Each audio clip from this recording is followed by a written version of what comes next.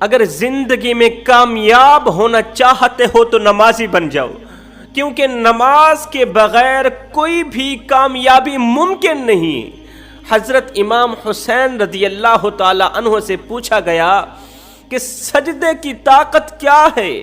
تو حضرت امام حسین نے فرمایا سجدے کی طاقت یہ ہے کہ فرش کی سرگوشی عرش پر سنی جاتی ہے، فرش کی پکار عرش پر سنی جاتی ہے، فرش کی فریاد عرش پر سنی جاتی ہے۔ کسی نے حضرت سیدنا علی المرتضیٰ شیر خدا کرم اللہ وجہ الکریم کو کہا، حضرت میں بہت کوشش کرتا ہوں کہ صبح لازم ضرور اٹھ کر فجر کی نماز پڑھوں، لیکن کیا کروں، آنکھیں نہیں کھلتی، نیند سے جاگ ہی نہیں آتی۔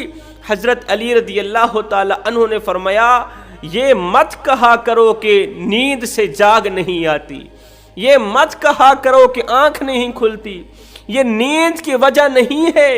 اس نے کہا حضرت پھر کس چیز کی وجہ ہے؟ فرمایا جو تم پورا دن گناہوں پر گناہ کرتے ہو، پورا دن جھوٹ بولتے ہو، سود کا کاروبار کرتے ہو، لوگوں کو دکھ دیتے ہو، درد دیتے ہو، پورا دن لوگوں کی عزت والی پگڑی خاک میں ملاتے ہو، غیبت کرتے ہو، چغلی کرتے ہو، غیبت کے ذریعے، چغلی کے ذریعے ایک دوسرے بھائیوں کو آپس میں لڑاتے ہو، جھگڑاتے ہو۔ فرمایا پورا دن جو تم گناہ کرتے ہو، بس وہی گناہ تمہاری گردن میں توک ڈال کے، تمہارے ہاتھوں میں ہتھ کڑیاں ڈال کے، تمہارے پیروں میں زنجیر ڈال کے تمہیں اٹھنے نہیں دیتے، تمہاری گردن میں توک ڈال دیتے ہیں، تمہارے پیروں میں زنجیریں ڈال دیتے ہیں، نماز کے لیے اٹھنے نہیں دیتے، اللہ کے حضور جھکنے کے لیے اٹھنے نہیں دیتے۔ ایک شخص حضرت حسن بصری کے پاس آیا، کہا حضرت میں نماز بھی نہیں پڑھتا، استغفر اللہ، میں اللہ کے حضور جھکتا ہی نہیں، میں اللہ کو سجدہ تک نہیں کرتا، لیکن پھر بھی اللہ مجھ پہ اتنا خوش ہے کہ بس وہ مجھے دیتا ہی چلا جا رہا ہے۔ حضرت آپ کہتے ہیں جو شخص نماز نہیں پڑھتا وہ مصیبتوں میں مبتلا کیا جاتا ہے، وہ اللہ کے عذاب میں مبتلا کیا جاتا ہے، لیکن اللہ نے تو مجھے کسی قسم کے عذاب میں نہیں ڈالا، الٹا اللہ تو مجھ پہ اتنا خوش ہے کہ بس دیتا ہی چلا جا رہا ہے، اللہ نے تو مجھے کسی قسم کے عذاب میں نہیں ڈالا۔ یہ سن کر حضرت حسن بصری نے فرمایا او نادان، کیا یہ سزا تیرے لیے کافی نہیں ہے کہ اللہ تعالیٰ نے تجھے سب کچھ دے کر نماز کی توفیق چھین لی ہے، اللہ تعالیٰ نے تجھے سب کچھ دے کر سجدوں کی لذت چھین لی، سجدوں کی توفیق چھین لی، اللہ تعالیٰ نے تجھے سب کچھ دیا، نماز پڑھنے کی توفیق نہیں دی، اس کا مطلب تو دنیا میں بھی ناکام، تو آخرت میں بھی ناکام۔ سجدوں کی توفیق ملنا بھی رب کی نعمتوں میں سے ایک نعمت ہے، ورنہ جن سے یہ توفیق چھین لی جاتی ہے نا، پھر نہ وہ دنیا کے رہتے ہیں اور نہ ہی وہ آخرت کے رہتے ہیں۔ جب سے ہم نے اللہ کے گھر کو ویران کیا، اللہ نے ہمارے ہنستے بستے گھر کو اجاڑ کے رکھ دیا۔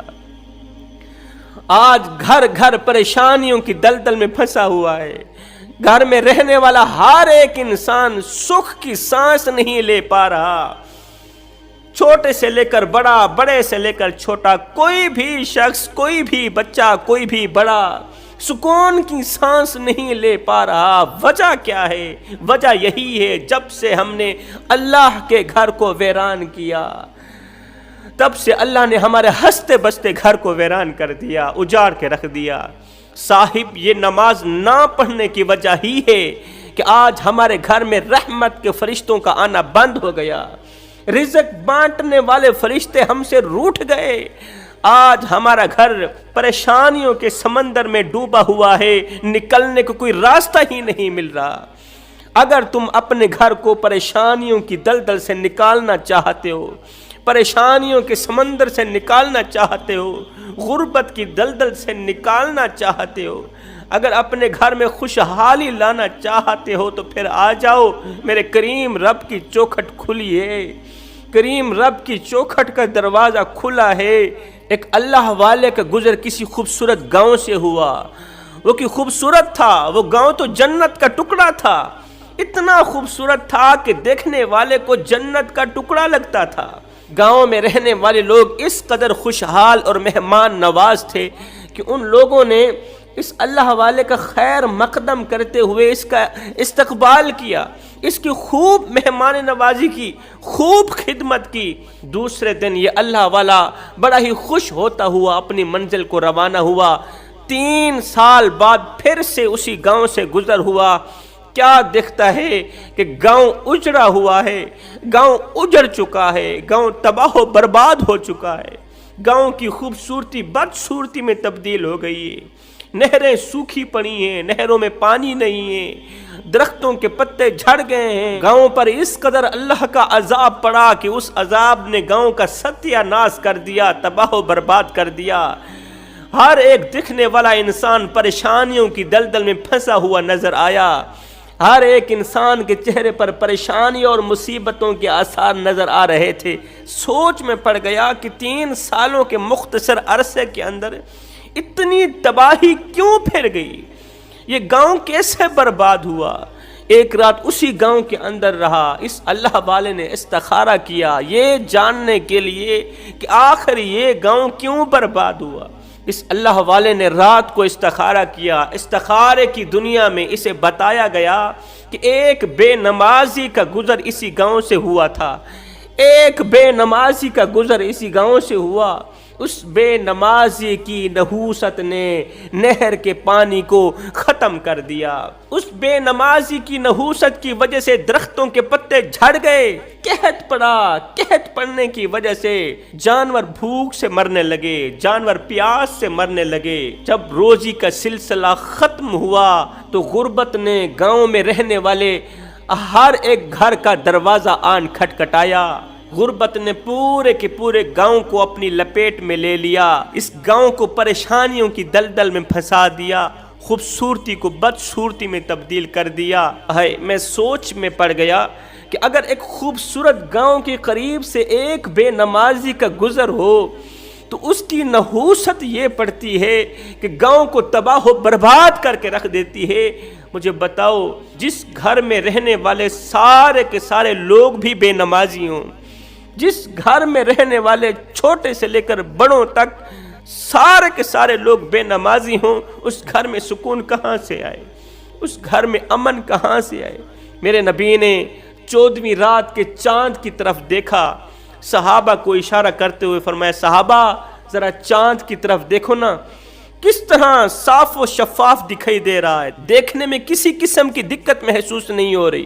صحابہ کیا تم چاہتے ہو کہ قیامت کے دن میرا رب بھی تمہارے اس طرح سامنے آئے، میرے رب کا دیدار بھی اس طرح ہو، اس طرح صاف و شفاف ہو جس طرح تم 14ویں رات کے چاند کو دیکھ رہے ہو؟ صحابہ نے عرض کی، یا رسول اللہ ضرور، کیوں نہیں؟ میرے نبی نے فرمایا، اگر تم قیامت کے دن اسی طرح صاف و شفاف میرے رب کا دیدار کرنا چاہتے ہو تو پھر فجر کی نماز اور عصر کی نماز میں سستی نہ کرنا۔ آج کی عورتیں کہتی ہیں جی کام کاج بڑے ہیں، نماز پڑھنے کا وقت نہیں ملتا، قرآن پڑھنے کا وقت نہیں ملتا، بچے زیادہ ہیں، پورا دن بچوں کو سنبھالتے ہی گزر جاتا ہے، نماز کا وقت نہیں ملتا، اللہ کے حضور جھکنے کا وقت نہیں ملتا۔ میں کہتا ہوں، اے اسلام کی مقدس شہزادی، آجا، میں تمہیں ایک لمحے کے لیے سیدہ فاطمہ الزہرا کی چوکھٹ پر لے چلتا ہوں۔ حسن و حسین کی دیکھ بھال بھی ہو رہی ہے، پرورش بھی ہو رہی ہے، مولا علی کی خدمت بھی کی جا رہی ہے، پورا دن کام کرتی ہے، پورے دن کی تھکی، سارے دن کی تھکی سیدہ فاطمہ الزہرا جب رات ہوتی ہے نا تو سونے کے لیے بستر نہیں بچھاتی بلکہ مصلی بچھا کے پوری رات مصلی کے اوپر کھڑی رہتی ہے، پوری رات قیام میں کھڑی رہتی ہے، ایک سجدہ کرتی نہیں کہ فجر ہو جاتی ہے۔ جب فجر ہو جاتی ہے تو رو کر کہتی ہے، او میرے رب، تیری راتیں اتنی چھوٹی ہو گئی ہیں کہ تیرے محمد کی بیٹی کا ذوق بندگی بھی پورا نہیں ہوتا، اور میرے رب ایک رات تو اتنی بڑی بنا دے کہ تیرے محبوب کی بیٹی تجھے رج رج کے سجدہ تو کر سکے۔